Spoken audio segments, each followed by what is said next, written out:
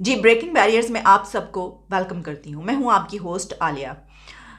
آج میں دو ٹاپکس پر بات کروں گی، بلکہ اگر یہ سمجھا جائے تو یہ دو ٹاپکس ایک دوسرے کے ساتھ اٹیچڈ ہیں، ایک دوسرے سے نتھی ہیں. ویسے بھی ہم جو باتیں کرتے ہیں خبروں پر، وہ ایک دوسرے سے کہیں نہ کہیں جا کر ضرور ان کا سرا ملتا ہے، لیکن یہ جو مدعا ہے بہت ہی اہم ہے جس پہ میں بات کرنے لگی. اور میں تو حیران پریشان ہی رہ گئی، آپ بھی حیران پریشان رہ جائیں گے جب آپ سنیں گے کہ کیا ہم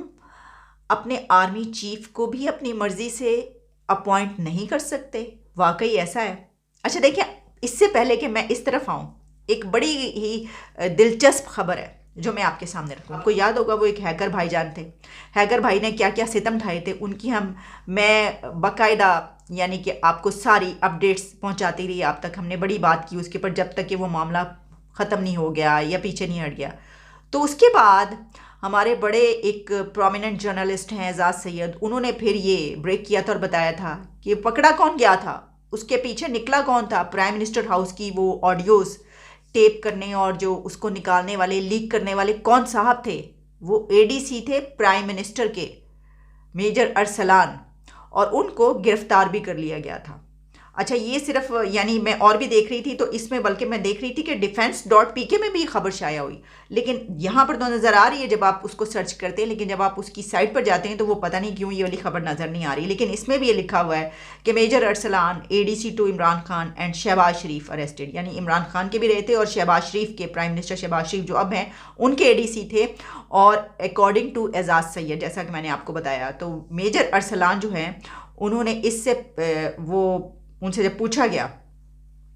تفتیش کے دوران، جب شروع ہوئی تفتیش تو ان کو بھی اس میں شامل تفتیش کیا گیا اور پوچھا گیا تو انہوں نے اس کو کنفیس کر لیا. انہوں نے کہا اور جو کچھ کیا. اچھا، اس سے پہلے وہ former corps commanders Bahawalpur lieutenant general Faiz Hameed کے بھی وہ تھے. یہ بھی اس کے اندر جو defense.pk کی خبر مجھے سامنے نظر آ رہی ہے اس میں ہے.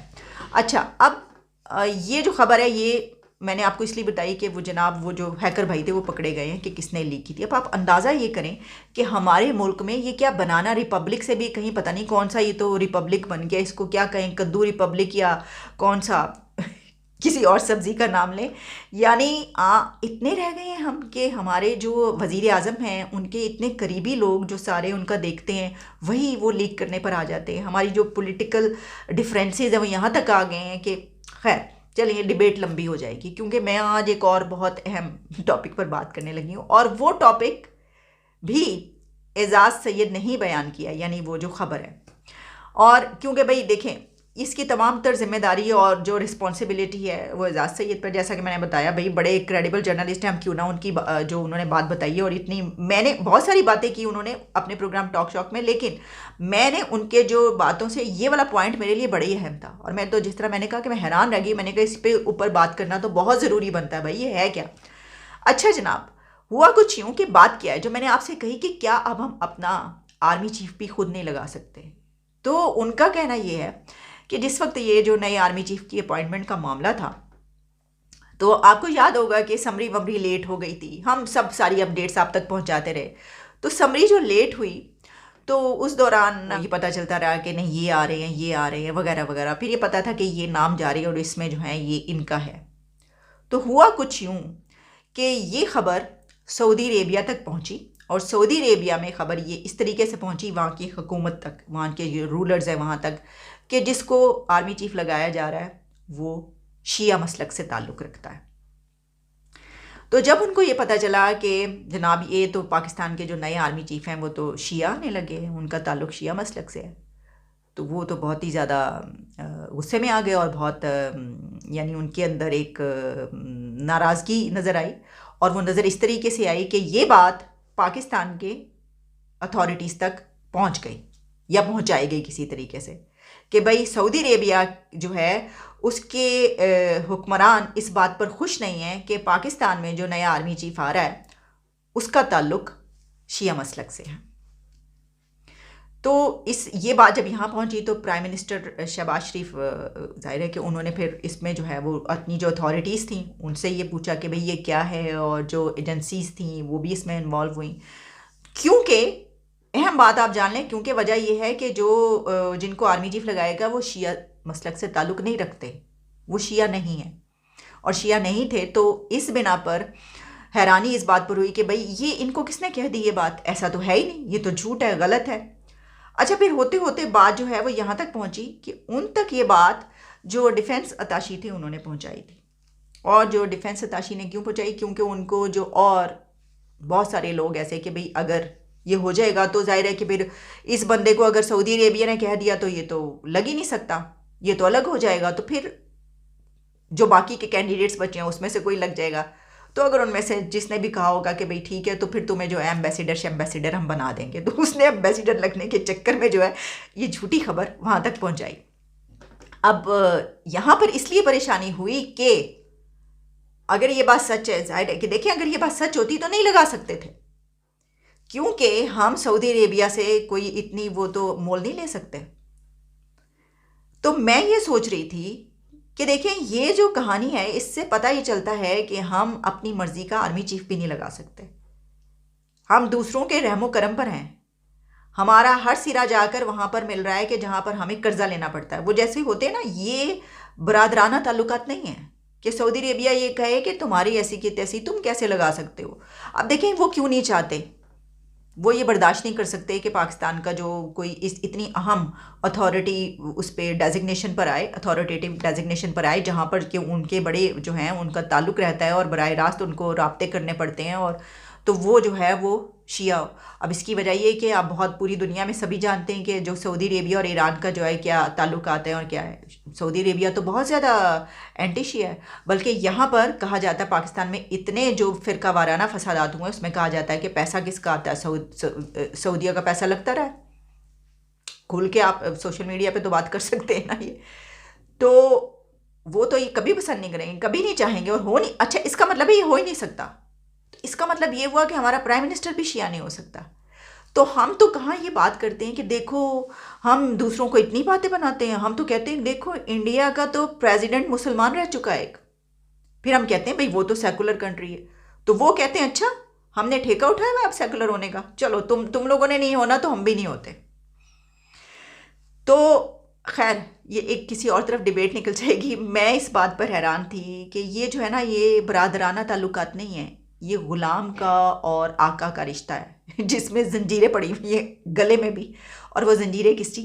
چیز کی ہیں، قرضوں کی اور پیسے کی۔ ہم نے ابھی بھی میں نے آپ کو بتایا پچھلے پروگرام میں کہ جو قرضہ ہم نے لیے ہوئے ہیں، ہم چاہ رہے ہیں کہ سعودی عربیہ جو ہے وہ اس کو رول اوور کر دے، ہم یہ یو اے ای سے بھی قرضہ رول اوور کروانا چاہ رہے ہیں۔ ہم ابھی بھی ہمیں ہر وقت ضرورت پڑتی رہتی ہے سعودی عربیہ کی۔ اچھا دیکھیے اپنے کنٹری میں تو وہ کتنی زیادہ آزادی لا رہے ہیں، ہاں خواتین میں آزادی دے رہے ہیں، بہت ساری اور چیزوں میں۔ یو اے ای میں دیکھ رہی تھی کہ انہوں نے شراب پر جو ہے وہ ٹیکسز جو ہیں 20% یا 30% ٹیکس تو ختم کر دیا، بالکل کوئی ٹیکس نہیں، اب کھلے عام بالکل آپ ٹیکس دیے بغیر پئیں گے تو ظاہر ہے وہ زیادہ پی جائے گی۔ لیکن وہاں پر یعنی یہ کنٹریز اپنے ملکوں میں اتنی آزادیاں لا رہے ہیں، اور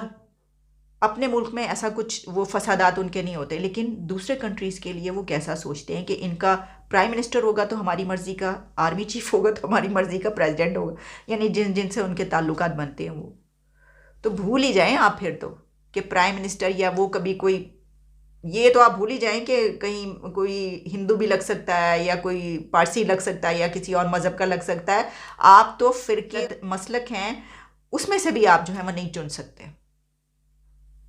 کیونکہ سعودی عربیہ آپ کو ایسا کرنا ہی نہیں دے گا۔ دیکھیں یہ بات بڑی امپورٹنٹ تھی میرے لیے، میں نے اس کے اوپر بات کرنی تھی۔ اچھا اسی کے ساتھ جڑی ہوئی ایک اور بات ہے، اور وہ یہ بات ہے کہ میں کیے دیتی ہوں، دیکھیں ہم جو ہے نا وہ اس سچویشن میں یہ ایرا وہ نہیں ہے جس طرف ہم جا رہے ہیں جو کر رہے ہیں، تو جب ہم ظاہر ہے کہ ہم پہ جو انفلوئنس ہے ایسی اس کا ہے، تو ہماری جو حکومتیں ہیں وہ بھی پھر ایسے ہی کام کرتی ہیں، جیسے کہ پنجاب حکومت نے کام کیا، پرویز الہی نے، وہ ایک مینڈیٹری ایک قانون بنا دیا ہے جس میں دیکھیں پہلے جو نکاح ہوتے تھے وہ ایک ریلیجیس ایکسرسائز ہوتی ہے، نکاح کرنا، شادی ہونا، لڑکا اور لڑکی جو ایک ایکسرسائز ہوتی تھی اس میں جس طریقے سے نکاح ہوتا تھا، اب اس میں پورا ایک پرچہ ایڈ کروایا گیا ہے، اور لڑکا اور لڑکی کو وہ دونوں کو وہ پرچہ پڑھنا پڑتا ہے، اور یہ والی ویڈیو ایک وائرل ہو رہی ہے، اور اس میں نکاح ہو رہا ہے اور وہ پرچہ، لڑکی کو کچھ نہیں پتا کہ یہ کیا ہے، لڑکے کو لیکن وہ پڑھ رہے ہیں اس کو، کیونکہ پنجاب میں جس کا بھی نکاح ہوگا، جس کی بھی ویڈنگ ہوگی، وہ جب وہ اپنی نکاح کی ایکسرسائز ہوگی سائن کرنے سے پہلے تو اس کو وہ پڑھنا ہی پڑے گا، ایک عہد اوتھ لینا پڑے گا، اس کو وہ اوتھ لینا پڑے گا، اور وہ اوتھ کیا ہے؟ وہ یہ ہے کہ احمدیز کو ہم نان مسلم کہتے ہیں، وہ کافر ہیں، وہ غیر مسلم ہیں، جو کچھ جتنی نفرت آپ انڈیل سکتے تھے آپ نے اس پیراگراف میں انڈیلی ہے، اور ہر دلہا اور دلہن کو یہ فرض ہو گیا اس کے پر پنجاب میں کہ وہ اپنی اگر شادی کرنا چاہتے ہیں، نکاح کرنا چاہتے ہیں، تو ان کو یہ منہ سے یہ والا اوتھ کہنا پڑے گا، لینا پڑے گا، الفاظ کہنے پڑیں گے۔ اب بات اس میں یہ ہے کہ میں دیکھ رہی تھی کہ جو کچھ آ رہا تھا کہ ہیومن رائٹس کے خلاف ہے یہ بات۔ اس کی وجہ یہ کہ اس کی یہ جو آپ بات کہلوا رہے ہیں،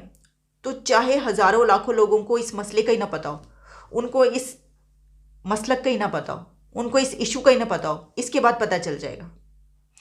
اور ان کا کوئی تعلق ہو نہ پڑھنا چاہ رہے ہو نہ پڑھنا چاہ رہے ہو، آپ تب بھی ان کو پڑھوا رہے ہیں یہ بات۔